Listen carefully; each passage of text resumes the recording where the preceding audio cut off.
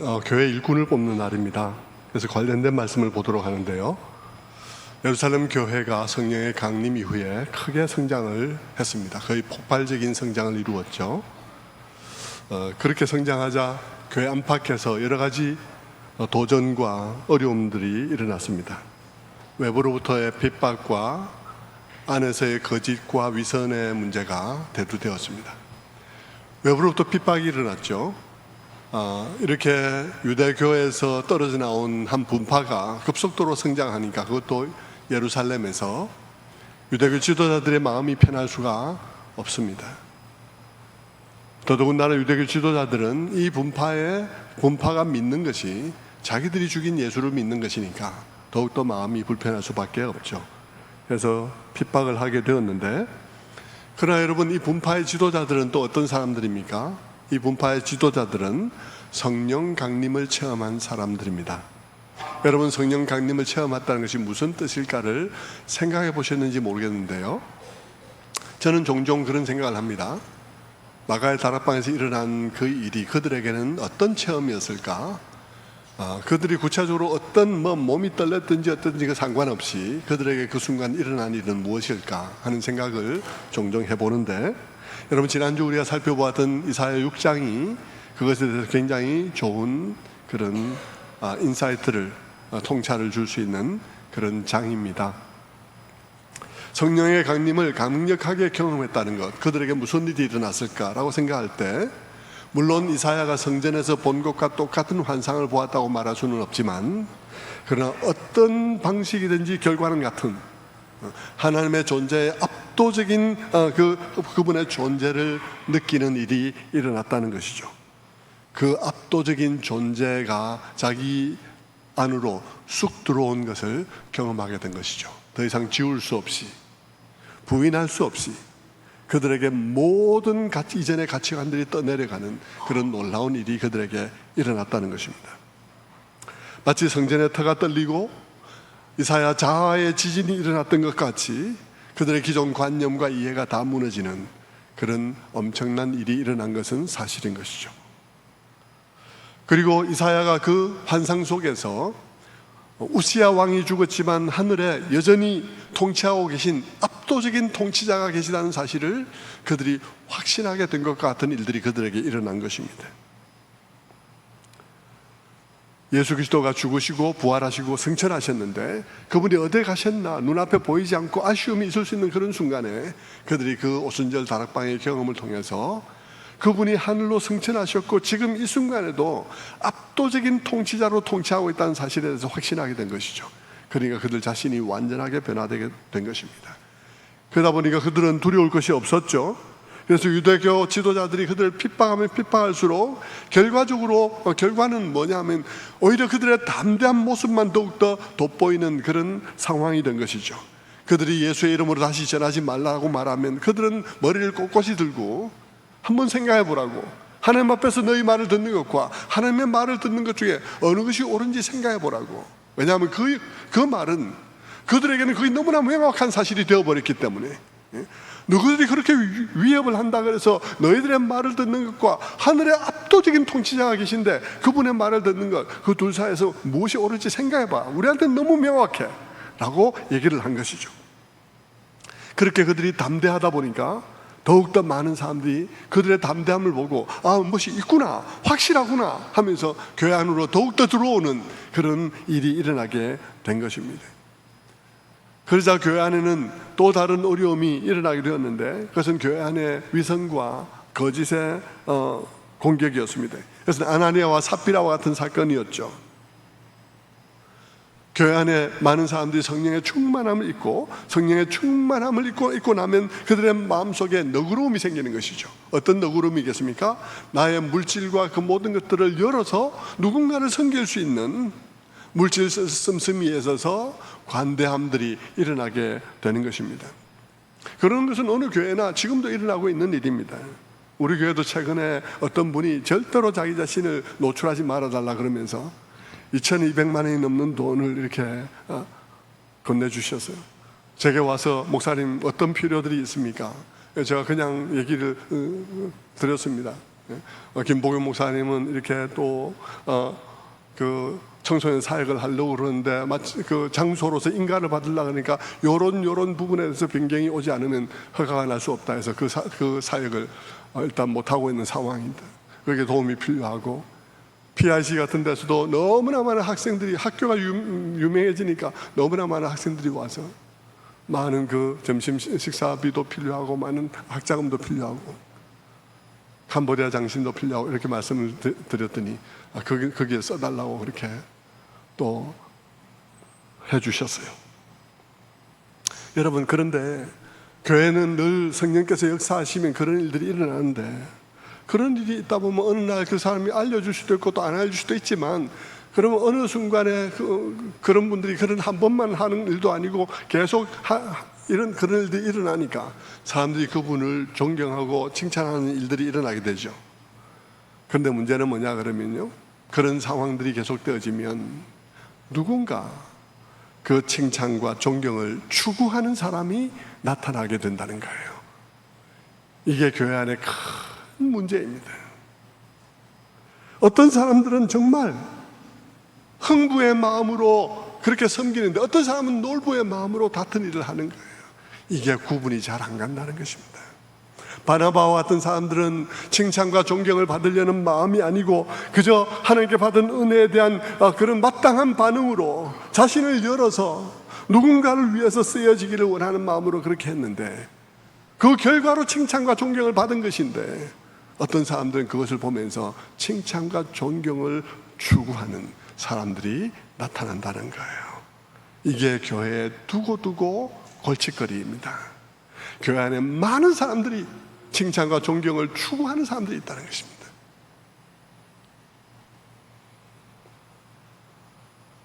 성도 여러분, 그런 사람들은 아나니와 삽비라 사건을 통해서 다시 한번 경고받아야 하는 것입니다. 하나님은 아나니와 삽비라와 같은 삽비라의 생명을 거두어가는 아주 극단적인 방식으로 이 일에 대해서 경고를 남겼습니다. 하나님이 이 행위를 극도로 미워한다는 것이죠. 미슈파트를 원했더니 미슈파요, 스다카를 원했더니 스아카다. 하나님께서 정말 공평을 원했더니 그게 포악이 있고, 정의를 원했더니 거기에 울부짖음이 있는, 그런데 그것이 아주 교묘해서 미슈파트와 미스파가 구분이 안 가는, 스다카와 스아카가 구분이 안 가는, 하나님께서 이 상황을 너무너무 미워하신다는 것이죠. 성도 여러분, 교회는 건물이 아니라 사람입니다. 그러나 그렇다고 단순히 사람의 모임이 교회는 아닙니다. 교회는 사람의 모임이지만 성령의 전입니다. 교회는 예수 그리스도를 주로 부르는 사람들의 모임인 것이죠. 그저 사람이 모였다고 교회가 온전하게 교회인 것은 아닌 것입니다. 성도 여러분, 하나님이 그 안에 계시다는 것입니다. 무슨 말이냐 그러면요, 교회 안에서 우리의 모든 행위는 내가 사람을 속인다고 다 된 게 아니라는 것입니다. 사람을 속인다고 다 된 게 아니에요. 왜냐하면 교회 안에는 성령이 계시기 때문인 것입니다. 물론 여러분, 오늘은 이 아나니와 삽비라가 즉각 죽은 것처럼 그렇게 죽는 일은 일어나지 않습니다. 감사한 일이죠. 오늘날과 같은 일에 즉각 죽는 일은 일어나지 않습니다. 저는 일어나지 않는다고 말할 수 있어요. 그런데 일어나지 않는 이유는 한 가지 이유 때문입니다. 모든 사람이 멸망하지 않고 다 회개함에 이르기 위해서인 것입니다. 베드로후서 3장 9절의 말씀처럼 주의 약속은 어떤 이에 더디다고 생각하는 것 같이 더딘 것이 아니라 오직 주께서 너희를 대하여 오래 참으사 아무도 멸망하지 않고 다 회개에 이르기를 원하시느니라. 이 이유 하나로 지금도 그 일은 일어나지 않습니다. 그러나 여러분, 그 일이 일어나지 않지만 하나님의 심경은 동일합니다. 참을 수 없는 분노를 느끼신다는 것은 동일한 것이죠. 그런 사람들이 판을 치는 교회가 된다면 그것은 너무나 슬프고 화나는 일이 될 것입니다. 그러니까 여러분, 우리가 사람을 잘 뽑아야 되는 것이죠. 그리고 이제 찾아온 세 번째 어려움이 오늘 우리가 읽은 본문입니다. 예루살렘 교회가 점점 커가면서 그 속에 어려움을 당한 사람들도 들어왔습니다. 특별히 그 당시에 어려운 사람들은 과부들인데요, 남성 중심의 사회 속에서 남편이 죽으면 여성들은 살아갈 길이 전혀 없는 그런 시대였습니다. 그래서 그 과부를 돕는 일은 교회의 중요한 사역이 되게 된 것이죠. 그런데 그것이 돈의 문제이다 보니까 여러 가지 갈등이 있게 된 것입니다. 이것이 공정하냐, 공정하게 집행됐느냐 하는 문제를 안게 된 것이죠. 오늘 1절 말씀을 보면 이렇게 말하고 있습니다. 그때의 제자가 더 많아졌는데 헬라파 유대인들이 자기들의 과부들이 그 매일의 구제에 빠짐으로 히브리파 사람을 원망한대. 당시 예루살렘에는 두 부류의 사람들이 있었습니다. 한 부류의 사람들은 조상 대대로 예루살렘을 떠나지 않고 그 땅에서 살아온 사람들입니다. 그들을 히브리파라고 말합니다. 그런데 여러분, 이스라엘 역사는 많이 굴곡진 역사를 가지고 있습니다. 북왕국 이스라엘이 아시리아에게 멸망해서 그 백성들이 다 흩어지고, 그리고 남왕국 유다가 바벨론에게 멸망해서 포로로 다 잡혀가고, 그래서 긴 시간 동안 그런 상황 속에 있었기 때문에 많은 이 히브리인들은 곳곳에 흩어져서 살아가게 되었습니다. 그러다가 그들 중에 일부는 고국 땅으로 돌아오게 되었겠죠. 그들은 모국어를 잊어버리고 헬라어를 쓰는 사람들이 되었고, 그들은 헬라 문화에 굉장히 익숙한 사람들이었습니다. 그러다 보니까 예루살렘의 근교에 와서 다시 자리를 잡고 살아간다 할지라도 그들의 문화, 그들의 신앙, 그들의 언어는 유대인, 그 히브리파 사람들하고 굉장히 다르게 되었죠. 그러다 보니까 이런 차이들은 우리들에게 늘 갈등을 일으키고 지역 감정 비슷한 문제가 대두되게 된 것이죠. 그런데 이 과부들을 돕는 이 일들이 진행되고 있는 가운데서 헬라파 사람들이 보니까 내 옆에 저 과부가 있는데 돈 받았냐 그러니까 못 받았다 그러는 거죠. 저기도 보니까 있는데 물으니까 못 받았다 그러는 겁니다. 그러니까 막 싸잡아서 비난하는 일이 생겼죠. 히브리파 사람들이 이 모든 일들을 집행하다 보니까 저들끼리만 돕는구나 이러면서 이제 지역 감정이 막 달아오르는 이런 상황이 된 것입니다.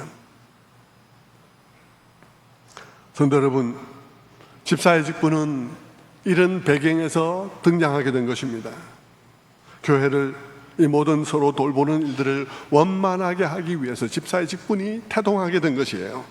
성도 여러분, 여기서 우리가 이 문제를 좀 더 생각하기 전에 한번 이렇게 이런 부분에 대해서 한번 생각해보고 넘어가도록 하겠습니다. 여기서 우리가 기억할 것은 이렇게 훌륭한 예루살렘 교회와 같은 교회에도 문제가 있었다는 것입니다. 무슨 말입니까? 우리는 종종 문제 없는 교회를 찾습니다. 우리 교회는 문제가 없기를 원합니다. 그래서 우리가 이사를 가거나 어떻게 해서 새로운 교회를 찾게 될 경우에 우리는 문제가 없는 교회를 찾으려고 합니다. 그건 당연한 일이긴 한데요. 그러나 여러분, 성경에 따르면 어떻습니까? 성경에 따르면 문제 없는 교회가 없다는 것입니다. 예루살렘 교회가 얼마나 놀라운 교회입니까? 그 교회는 많은 성도들이 성령의 충만함을 경험했습니다. 여러분, 오순절 사건과 같은 그 사건을 경험한 사람들이 120명이나 있다. 엄청난 교회죠. 엄청난 교회입니다. 그런 엄청난 체험을 가지고 있는 그런 교회, 그리고 그것에서 선포되는 말씀이, 강력한 말씀이 선포되어서 하루에 수천 명의 사람들이 주님께로 회개하는 역사가 일어난 교회, 그렇게 하나님의 은혜가 매일매일 부어지고 있는 이런 교회에도 문제가 있었다면 오늘 어느 교회에 문제가 없겠습니까? 그러므로 여러분, 교회에는 문제 있는 교회와 문제 없는 교회가 있는 게 아닙니다. 문제는 다 있어요. 어떤 차이가 있냐 그러면 이런 차이가 있을 뿐이죠.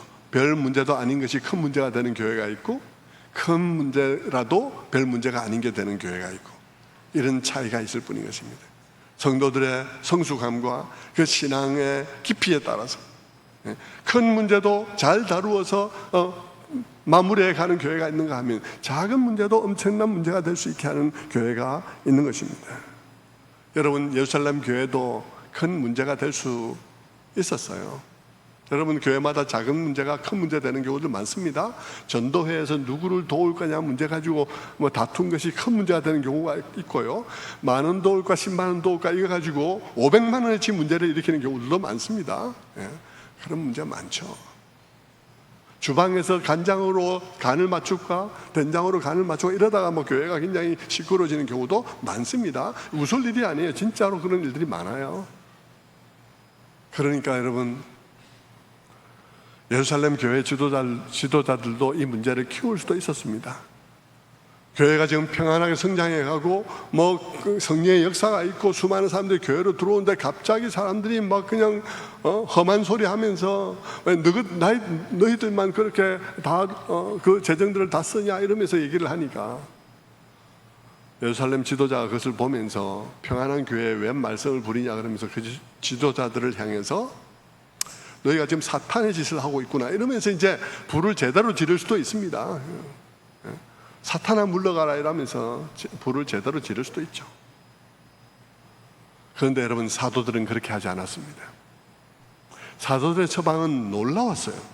그들은 이 문제를 회피하거나 부인하지 않고 그것을 인정하고 직면했습니다. 그리고 생각했죠. 그런데 그들의 생각은 굉장히 특이했어요. 그들은 이 문제를 인정하면서도 그리고 직면하면서도 그들이 내린 결론은 뭐냐 그러면 우리 교회에 은혜가 부족하구나 라고 결론을 내린 것입니다. 문제는 문제대로 해결해야 되지만 더 근본적으로는 교회에 은혜가 더 필요하구나 하는 결론을 내린 것이죠. 그래서 그들은 이 문제를 처리하기 위해서 또 원활하게 하기 위해서 한편으로는 사람을 세워서 이 문제를 전담하게 해야 되겠다고 생각을 하면서 다른 한편으로는 자신들이 또 우리 교회들이 좀 더 기도와 말씀에 전념해야 되겠다고 생각을 하게 된 것이죠. 왜 그렇게 생각했을까요? 그들은 한 교회가 말씀 안에서 풍성한 은혜를 체험하고 있으면 모든 게 너그러워지고 부드러워지는데 그렇지 않으면 모든 게 날카로워지고 모든 게 문제 안 될 것이 문제가 될 수 있다는 사실을 알기 때문인 것입니다. 그래서 그들은 말씀과 기도에 더욱더 전념하기로 결정했습니다. 여러분, 이 일은 내가 안 한다, 나는 사역자로서 안 한다 이런 뜻이 아니라 이것에 영향을 주고 이것에 영향을 준다는, 이분법적으로 이 일은 목회자가 할 일, 이 일은 목회자가 안 할 일, 뭐 이렇게 이분법적으로 나눈 것이 아니라 이 일이 이 일에 영향을 주고 이 일이 이 일에 영향을 주는데 말씀과 기도의 교회가 깊어져서 그 말씀이 은혜롭고 풍성하고 강력하게 말씀을 전해지는 것이 얼마나 중요한가에 대해서 그들이 인식했다는 말입니다. 이것이야말로 정말 관록 있는 신자의 시각이라고 말할 수 있는 것이죠. 성도 여러분, 보통 일이 생기면 표면적으로만 보게 됩니다. 그저 문제를 인간적으로만 보게 되죠.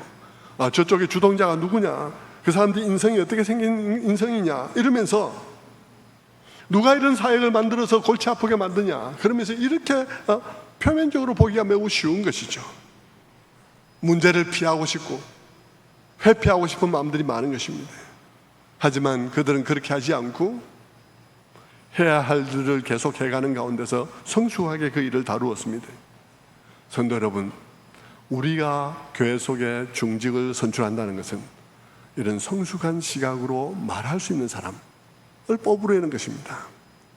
어떤 교회에 어떤 사안이 있을 때마다 그냥 한 해 믿은 사람이나 두 해 믿은 사람이나 5년 믿은 사람이나 다 동일하게 그저 보는 대로 말하고 보면 바로 입에서 말이 나오고 이렇게 하는 사람들이 아닌 정말 모든 일들을 좀 더 영적으로 다른 시각으로 좀 신령적 시각에서 믿음의 시각에서 말을 할 수 있는 사람, 그런 사람을 뽑고자 하는 것입니다. 그런 사람들을 뽑아야 이 문제들이 있을 때 말이 돼요. 그래야 말이 되죠. 이 모든 문제의 근저에는 말씀의 문제가 있구나, 기도의 문제가 있구나, 은혜의 문제가 있구나라고 믿은 사도들은 이 일을 분담해야 되겠다고 생각을 한 것입니다. 그래서 그들은 말합니다. 2절부터 4절의 말씀 한번 읽어보겠습니다. 12사도가 모든 제자를 불러 이르되 우리가 하나님의 말씀을 제쳐놓고 대접을 일삼는 것이 마땅치 아니하니 형제들아 너희 가운데 성령과 지혜가 충만하여 칭찬 듣는 사람 7을 택하라. 우리가 이 일을 저희에게 맡기고 우리는 오로지 기도하는 일과 말씀 사역에 힘쓰리라 하니. 사도들은 구제를 전담할 7사람을 세워서 그들에게 맡기고 자신들은 말씀과 기도의 사명을 좀 더 잘 감당해야겠다는 그런 결심을 하게 된 것이죠. 성도 여러분, 이렇게 집사의 직분은 탄생하게 되었습니다. 무엇을 위한 것인지 여러분 잘 아셔야 한다는 것입니다. 이거 교회 몇 년 다니니까 안수 입사 되더라, 교회 몇 년 다니니까 권사 되더라, 이렇게 되어서는 안 되고 집사의 직분이 무엇을 위한 것인지를 잘 생각해야 한다는 것이죠. 그런데 여러분, 이 집사를 뽑는 이 일에 있어서 사도들은 결코 자기들의 마음대로 지명하지 않았습니다. 오히려 회중들에게 그들 중에 7을 택하라고 그렇게 했던 것이죠. 사도들이 제시한 것은 뽑아야 할 한 사람, 뽑을 사람의 숫자와 뽑을 사람의 기준에 대해서 제시를 하는 일만 했습니다. 성도 여러분, 그렇게 하고 그들에게 맡긴 것이죠. 놀라운 일입니다. 왜냐하면 여러분, 그 당시에 사도들은 절대적인 권위를 누리고 있는 사람들이었습니다. 그래서 그들은 임명하려면 얼마든지 임명할 수 있었습니다. 그만큼 권위를 갖고 있었죠. 그러나 그들은 이 일들을 회중에게 맡기고 투표에 맡기고 그 결과를 받아들였습니다. 이유가 무엇이었을까요? 교회는 하나님이 다스리신다는 사실을 믿었기 때문인 것입니다. 교회는 하나님께서는 나만을 통해서 일하는 것이 아니라, 사도 자신만을 통해서 일하는 것이 아니라 교회에 은혜 주신 성령 충만한 사람들을 통해서도 일을 하신다는 사실을 믿었기 때문인 것입니다. 그러므로 이 사도들은 권한을 독점적으로 행사하지 않았습니다. 성도 여러분, 성령 충만한 지도자는 겸손하고 민주적일 수밖에 없습니다. 왜냐하면 교회 안에 성령께서 많은 사람들을 충만케 하시고 그 충만케 하심을 통해서 일하신다는 사실을 인정하기 때문인 것이죠. 하지만 여러분, 많은 사람들은 성령 충만한 사람을 반대로 생각하는 경우들이 많아요. 많은 사람들은 성령 충만한 사람을 눈도 좀 거만한 눈을 뜨고, 그리고 사람들에 대해서 무시하면서 자신만이 하나님과 특별한 관계에 있는 것처럼 얘기를 하면서 다른 사람들을 누르고 억압하고 무시하고 그러는 사람을 가리켜서 저 사람 되게 성령 충만한 것 같아, 이렇게 말하는 경향이 있습니다. 굉장한 많은 사람들이 눌러주는 사람을 충만한 사람이라고 생각하는 경향이 있단 말입니다. 그래서 남을 괴롭히기가 취미인 사람들이 그런 행사를 하면서 또 괴롭힘 당해야 만족함 있는 사람들이 만나가지고 둘이 잘 지내는 거죠. 그렇게 해서. 성도 여러분, 그런데 내가 충만함을 받았다, 내가 이렇게 충만하게 그분을 만났다 그러면서 사람들을 무시하고 윽박지르고 반말하고 그렇게 하는 사람 있어요. 어디 가면 있냐 하면 점쟁이 집에 가면 있습니다. 점쟁이 집에 가면 다 있죠. 여러분, 그거는 여러분 악신이고요. 우리는 성령 충만한 사람을 말하잖아요. 성령 충만하면 예수의 영으로 충만한 사람입니다. 예수의 영으로 충만한 사람은 예수님의 인격을 닮아가는 사람이에요. 그러니까 그 사람은 겸손하고 온유할 수밖에 없습니다. 여러분, 영을 분별해야 되는 것입니다. 성령은 악령과 다른 영이에요. 네? 분별하셔야 되는 것이죠.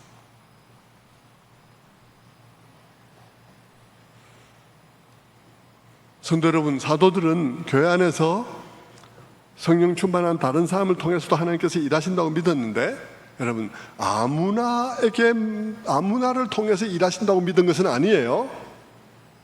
아무나 하나님께서 나를 통해서도 일하신다 이렇게 말하라고 이 말을 한 게 아닙니다. 여러분, 누구를 통해서 하나님께서 일하시겠습니까? 5년 다니면 됩니까? 5년 이상 다니면 성령께서 그 사람 통해서 일하시나요? 교사를 하면 그러나요?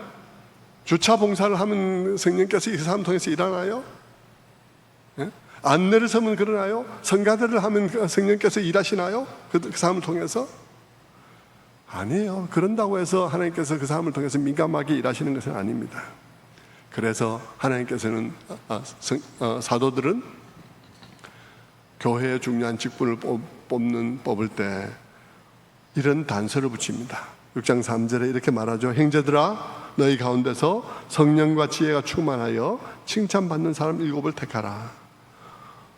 기준을 제시를 했습니다. 성령과 지혜가 충만한 자여야 한다고 했습니다. 예배 생활은 어때야 될까요? 봉사 생활은 어때야 될까요? 여러분, 당연히 전제되어 있는 것입니다. 우리는 서신서나 성경에 기록한 것들을 이렇게 볼 때마다 우리가 생각해야 되는 게 있어요. 어떤 것들은 그 당시로서는 말할 필요가 없는 것들이 있습니다. 너무 당연해서 말할 필요가 없는 것들이 있어요. 여러분, 누가 설교자가 서가지고 오늘 시대에 설교를 하면서 말입니다, 너무나 당연하게 알고 있는 것을 자꾸 말하면 여러분 설교가 재밌나요? 재미없나요? 너무 재미없고 지루하잖아요. 그렇게 설교를 하면 안 되죠. 당연한 것은 당연하게 딱 놔두고 이제 이 시대에서 이것을 당연하게 여기는 이 레벨에서 그 사람들이 들어야 할 것들을 말해야 되는 것입니다. 그것이 설교자들이 해야 될 것들이죠. 이 초대교회 당시에 여러분 성령과 지혜가 충만한 자들을 뽑으라 그랬는데, 여러분 그들의 예배는 어땠을까요? 그들의 기도는 어땠을까요? 그건 여러분 너무 당연한 거예요. 그 당시에 그것은요 너무 당연해서 말할 필요가 없는 것입니다.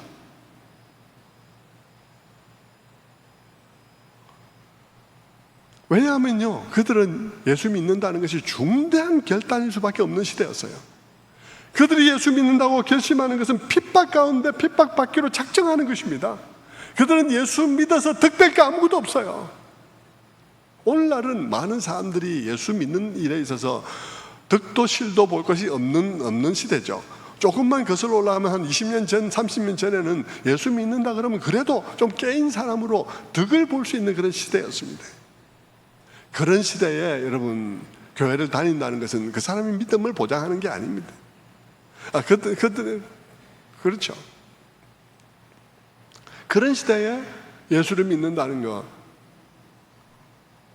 들쑥날쑥할 가능성이 굉장히 높겠죠. 그러나 여러분 이 초대교회에 예수를 믿는다는 것은 정말 자기의 가족으로부터도 끊어지고 자기의 교제하던 많은 사람들에게서 축출되고 그 모든 것을 감수하고 믿는 사람들이기 때문에 예배는 기본이에요. 기도 기본입니다. 그런데 그런 위에다 사도 바울이 말하기를 그런 가운데서도 충만한 사람을 골라라. 이게 상대적인 것이기 때문에. 그러니까 우리 시대에도 막 그런 사람 뽑고자 하면 우리가 이 기준에 엄격하게 적용하면 뽑기가 참 어렵겠죠. 자, 시대 속에서 상대적입니다. 그 시대는 그 시대대로 모두가 핍박받는 가운데서 예배와 기도는 기본이 되어 있는 그런 가운데 충만함을 표현하는 그런 사람들을 뽑아라 이런 뜻이 되겠고요. 오늘날은 또 오늘날대로 오늘날은 그 시대에 많이 못 미치는 그 시대 사람들이 오늘 우리를 보면 이게 신장과 뭔가 말할 수도 있으리라는 그런 참 그런 마음이 우리 스스로 느낄 수밖에 없는 점들이 있지만, 그러나 우리 시대는 우리 시대대로 우리 가운데 일꾼을 뽑아서 우리 시대의 사명들을 감당해 가야 되는 거니까 기준을 어느 정도 알고 너무 엄격하게 적용하지 않으면서 이 일꾼들을 세워서 가야 하는 거예요. 성도 여러분, 그들이 맡아서 할 일은 구제의 일입니다. 설교가 아닙니다. 구제의 일이고 설교가 아닌데도 불구하고 성령 충만하기를 요구하고 있습니다. 왜 그럴까요? 우리 같으면 구제하는 일이라 그러면 좀 부지런하고 체력 좋고 그리고 좀 밝고 일 잘하는 그런 사람이 했으면 좋겠다고 우리는 생각하겠지만, 그러나 사도들은 성령 충만하기를 요구를 했습니다. 왜 그럴까요? 왜냐하면 하나님 안에서 하는 모든 일들은 무슨 일이냐 하는 그 일의 내용도 중요하지만 그 일을 하는 방식도 중요하기 때문인 것입니다. 찬양이든 아니면 주차 안내든 혹은 주방의 일이든 몸으로 하는 것도 중요하지만 성령의 충만함과 기쁨과 지혜로 하는 그 일도 너무 중요한 거죠. 성령 충만하면 너그럽고요, 모든 일을 하는데, 성령 충만하면 모든 일을 하는데 부드러워요. 근데 성령 충만하지 못하면 그 일을 하는데도 참 힘들어요. 남들 보기에 친절하지 못한 것이죠. 까다로워요.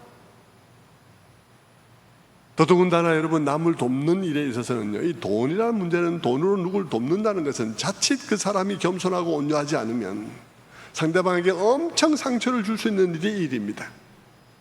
그러니까 여러분, 그 마음이 성령으로 충만해서 내가 하는 이 모든 일들이 주님께서 나에게 맡기신 일이고 주님의 마음으로 해야 된다는 것을 늘 기억하는 사람들이어야 한다는 것이죠. 그러니까 그 성령 충만한 사람을 뽑으라고 말을 하게 된 것입니다. 성도 여러분, 거기다가 플러스 또 말하기를 칭찬 듣는 사람이다. 성령 충만하고 지혜가 충만한 사람일 뿐만 아니라 칭찬 듣는 사람을 뽑으라고 말하고 있습니다. 칭찬 듣는다는 것은 삶의 문제를 얘기하는 것입니다. 계속 삶이에요. 계속 성경은 삶에 대해서 얘기를 합니다. 교회에서 이런저런 봉사도 중요하지만 그 사람의 진짜 삶이 어떤지를 보라는 것입니다. 여러분, 많은 사람들은 교회에서의 모습과 집에서의 모습과 직장에서의 모습이 너무 다를 때들이 많아요. 성경은 우리들에게 칭찬 듣는 사람, 그 사람이 삶으로 칭찬을 듣는 사람, 그런 사람을 뽑으라고 말을 하고 있는 것입니다. 근데 여러분, 왜냐하면 교회 중직이 될수록 교회의 얼굴이 됩니다. 여러분, 이 사회에서 문제가 될 때도요, 그냥 교회 그냥 다니는 사람들이 어떻게 한 문제들은 조그마한 문제밖에 되지 않습니다. 근데 여러분, 교회 속에 중요한 직분을 받고 직책을 수행하는 사람이 문제를 일으키면 큰 문제가 되는 것입니다. 그러니까 여러분, 삶을 보라고 말을 하는 것입니다. 아무튼 그렇게 해서 예루살렘 교회는 7명의 사람을 뽑았습니다. 뽑힌 7사람의 이름을 보니까 충격적이에요. 왜냐하면 그 뽑힌 사람의 이름들을 쭉 보니까 이 이름들이 전부 다 헬라식 이름을 가지고 있는 사람들이었습니다. 놀라운 일이죠.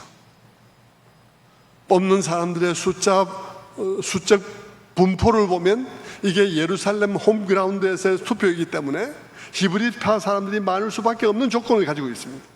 그런데도 불구하고 투표를 했더니 헬라파 사람들이 몽땅 다 뽑혔어요. 어떻게 그것이 가능할까요? 성령의 감동으로 인해서 그들의 마음이 이 필요 앞에 겸손하게 낮추어진 것입니다. 그래서 그 헬라파에게 그 모든 일을 맡기게 된 것입니다. 얼마나 아름답습니까?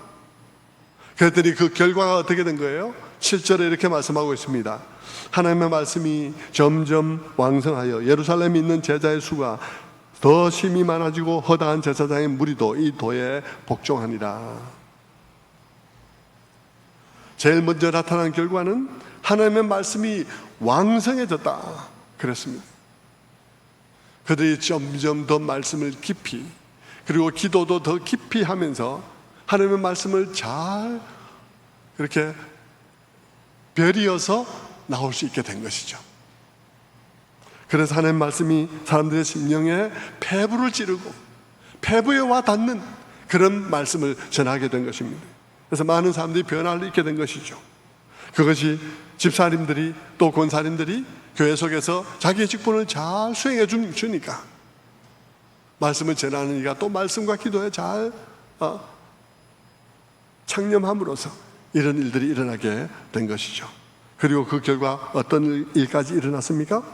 예루살렘에 있는 제자의 수가 더 심히 많아지고, 예루살렘에 있는 제자의 수가 더 심히 많아지고, 말씀이 점점 왕성해지고, 예루살렘에 있는 제자의 수가 심히 많아지고.